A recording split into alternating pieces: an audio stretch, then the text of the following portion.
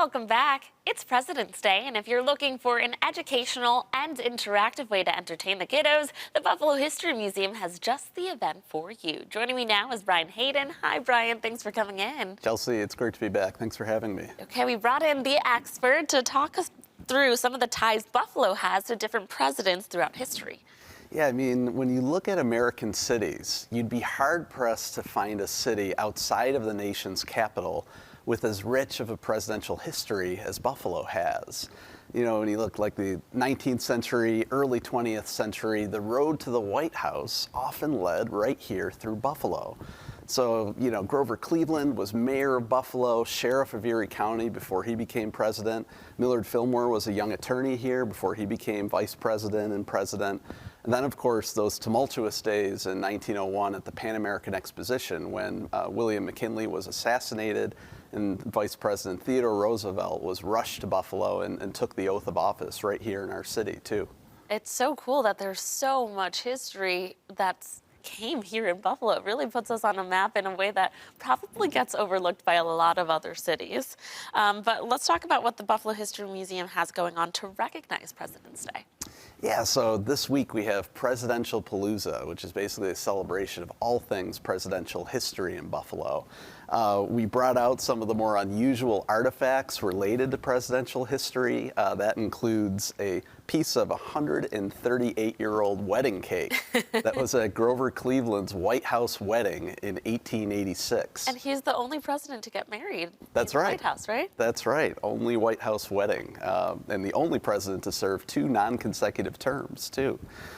In addition to that, you know, we're going to have like a scavenger hunt for the kids to complete where they go around our museum and see all the different artifacts we have on display.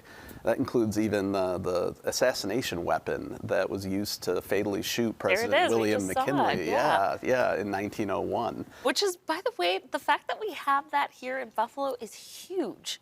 It's remarkable. Yeah, the district attorney at the time in 1901 gave it to the Historical Society, recognizing that it was going to be, you know, history at some point. So it is remarkable that we have that, and we're really just excited to celebrate all things related to our presidential history this week. Yeah, let's talk more about the Presidential Palooza and everything you'll have to offer the kids in our community. Yeah, so like I mentioned, we have a scavenger hunt where, you know, kids will take a sheet of paper and kind of Find all the things. Search our 3 floors of the museum to find the different artifacts, and then they get to turn in their sheet for a prize at the front desk. We have something called Artifact Detective, which is not presidential artifacts, but it is like just a table of like kind of, you know, touch and see different artifacts from the collection.